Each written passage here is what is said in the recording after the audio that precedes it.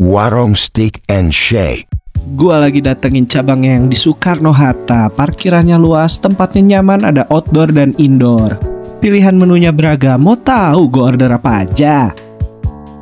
Pertama, chicken double steak brown sauce. Ayamnya juicy, brown sauce-nya ini benar-benar ciamik dan legend. Next, tenderloin double stick cheese sauce.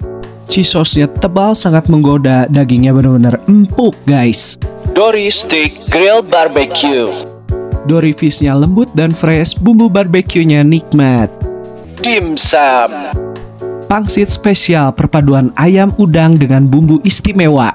Dimsum kulit tahu, ayamnya dibalut kulit tahu. Dimsum wonton spesial, ayamnya juicy dibalut bumbu spesial. Penetral, milkshake strawberry-nya creamy banget. Orange float-nya pasti bikin kalian happy guys. Lemon tea-nya segar, cocok abis daging-daging, and It's good.